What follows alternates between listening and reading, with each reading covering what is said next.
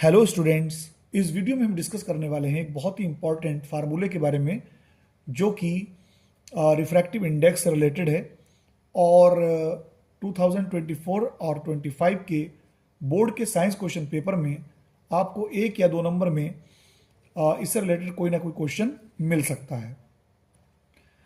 तो मान लीजिए कि हमारे पास तीन मीडियम हैं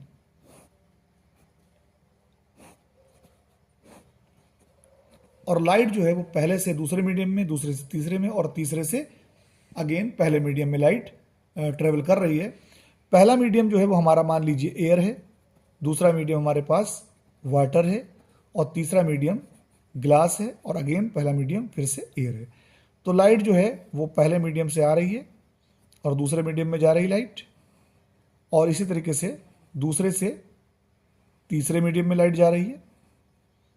और फिर से तीसरे से पहले मीडियम में लाइट जा रही है। तो यहाँ पर जो है फार्मूला जो है उसको आपको याद रखना है कि N31 यानी तीसरे मीडियम का पहले के रिस्पेक्ट में जो रिफ्रैक्टिव इंडेक्स होगा वो बराबर होगा दूसरे मीडियम का पहले के रिस्पेक्ट में रिफ्रैक्टिव इंडेक्स यानी N21 मल्टीप्लाई तीसरे का जो है दूसरे मीडियम के रिस्पेक्ट रिफ्रैक्टिव इंडेक्स यानी कि N32। जैसे यहां हम एक क्वेश्चन ले लेते हैं कि तीन मीडियम है एक्स वाई जेड और y का x के रिस्पेक्ट में रिफ्रैक्टिव इंडेक्स गिवन है n y x equal to दिया हुआ है 2/3 और पहले यहाँ मीडियम लिख लेते हैं x y z और z का y के रिस्पेक्ट में है, या हम ऐसे लिख लें कि y का z के रिस्पेक्ट में है n y z, ये दिया हुआ है 3/4 और आपको निकालना है z का x के रिस्पेक्ट में रिफ्रैक्टिव इंडेक्स।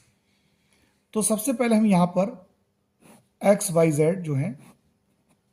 मीडियम बना लेते हैं। अब यहां पर जो x जो है वो पहला मीडियम है, first medium, y second medium और z थर्ड मीडियम है। अब इस फार्मूले में हम 1 की जगह x और 2 की जगह y और 3 की जगह z रख लेते हैं। तो ये हमारा फार्मूला हो जाएगा n, 3 की जगह z होगा तो n z x बराबर n y x multiply N Z Y. तो यहां पर जो है एन वाई एक्स तो आपको गिवन है, लेकिन एन वाई जेड जो है एन जेड वाई गिवन नहीं है बल्कि एन वाई जेड है। यानी जेड का वाई के रिस्पेक्ट में रिफ्रैक्टिव इंडेक्स हमें पता होना चाहिए था, लेकिन यहां दिया हुआ है वाई का जेड के रिस्पेक्ट में। तो आपको पता है कि n12 बराबर होता है 1/n21। यानी अगर एक मीडियम का दूसरे के रिस्पेक्ट में रिफ्रैक्टिव इंडेक्स गिवन है तो दूसरे का पहले के रिस्पेक्ट में जो रिफ्रैक्टिव इंडेक्स होगा वो रेसिप्रोकल होते हैं आपस में। यानी कि अगर पहले का दूसरे के रिस्पेक्ट में दिया हुआ है तो आप उसी की वैल्यू को रेसिप्रोकल कर दें तो दूसरे का पहले के रिस्पेक्ट में रिफ्रैक्टिव इंडेक्स मालूम हो जाएगा। तो यहां पर एन वाई एक्स जो है गिवन है, लेकिन एन वाई जेड की जगह एन जेड वाई है, तो यहां पर एन जेड वाई जो है वो हो जाएगा इसका रेसिप्रोकल यानी 4/3। अब यहां पर हम फार्मूले में इसको पुट कर दें तो ये हो जाएगा एन जेड एक्स, क्योंकि एन जेड एक्स हमें फाइंड करना है, equal to N Y X जो है वो दिया है 2/3 मल्टीप्लाई एन जेड वाई जो है वो दिया हुआ है 4/3 जो हमने भी फाइंड किया है। तो ये हमारा हो जाएगा 8/9। तो इस तरीके से आपको ऐसे क्वेश्चन को सॉल्व करना है। अब यहां पर एक और क्वेश्चन है जो बहुत ही इंपॉर्टेंट है और मुझे लगता है कि शायद हो सकता है इस बार ये क्वेश्चन आए कि जो हमारा डिस्पर्शन ऑफ व्हाइट लाइट होती है तो जब वो प्रिज्म से पास होती है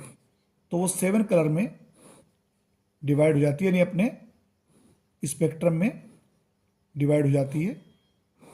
और ऊपर जैसे कि आपको पता है रेड होता है, नीचे वायलेट, यानी विबग्योर।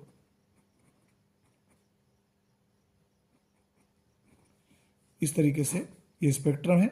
सबसे पहले रेड, ऑरेंज, येलो, और ग्रीन, ब्लू, इंडिगो, वायलेट। लेकिन क्वेश्चन ये है कि जब लाइट प्रिज्म से पास होती है तो लाइट अपने 7 कलर्स में डिवाइड हो जाती है, लेकिन जब लाइट ग्लास स्लैब से पास होती है तो ये 7 कलर्स में डिवाइड क्यों नहीं होती है। और यहां पर मैं एक चीज और बताना चाहता हूं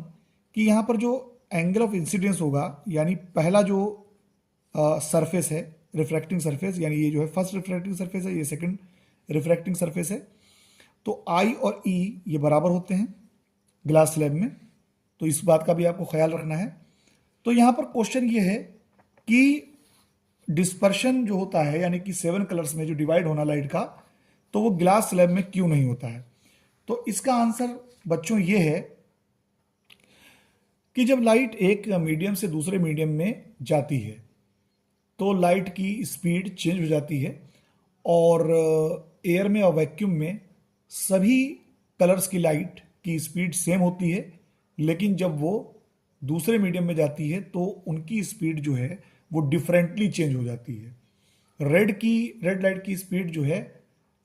डिक्रीजेस द लीस्ट, यानी सबसे कम डिक्रीज होती है, और जबकि जो वायलेट है उसकी सबसे ज़्यादा डिक्रीज होती है। इसी वजह से वायलेट लाइट सबसे ज़्यादा बेंड होती है। लेकिन ये जो बेंडिंग ऑफ लाइट है, लाइट का बेंड होना, ये सिर्फ डिपेंड इस बात पे नहीं करता है कि कौन सी कलर ऑफ लाइट है, बल्कि इस बात पे डिपेंड करता है कि लाइट जो है उसका एंगल ऑफ इंसिडेंस क्या है, यानी कि लाइट किस एंगल पर फॉल हो रही है, नंबर एक। दूसरा ये है कि जो ग्लास स्लैब होती हैं उसकी दोनों सरफेस जो होती हैं वो पैरेलल होती हैं, एक तो इसका रीज़न ये है। और दूसरी बात ये है कि जो प्रिज्म होता है, प्रिज्म में दोनों जो सरफेसेस होती हैं वो पैरेलल नहीं होती हैं, तो जो एंगल ऑफ डेविएशन होता है, यानी कि जो लाइट जो डेविएट होगी अलग अलग कलर की, उसके पीछे रीज़न ये भी है कि जैसे आपने लाइट इस सरफेस पर डाली तो इसके एंगल पे भी डिपेंड करती है जो डेविएशन ऑफ लाइट होगा, दूसरा प्रिज्म के एंगल पे भी डिपेंड करता है, और साथ में रिफ्रैक्टिव इंडेक्स यानी जो मटेरियल आप ले रहे हैं उस पर भी डिपेंड करता है। तो इसी वजह से जो प्रिज्म है इसमें अलग अलग कलर की लाइट जो है वो ज़्यादा डेविएट होती हैं आपस में, और इसी वजह से आपको 7 कलर्स मिल जाते हैं। लेकिन जो आपका ग्लास स्लैब है इसमें दोनों सरफेसेस जो हैं वो आपके पैरेलल होती हैं, यानी किसी तरह का कोई इसमें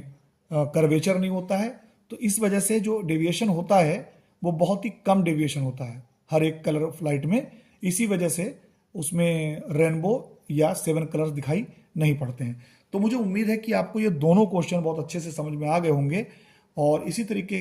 के वीडियोस के लिए आपसे मेरी रिक्वेस्ट है कि मेरे वीडियो को लाइक करें और चैनल को ज़रूर सब्सक्राइब करें। Thank you.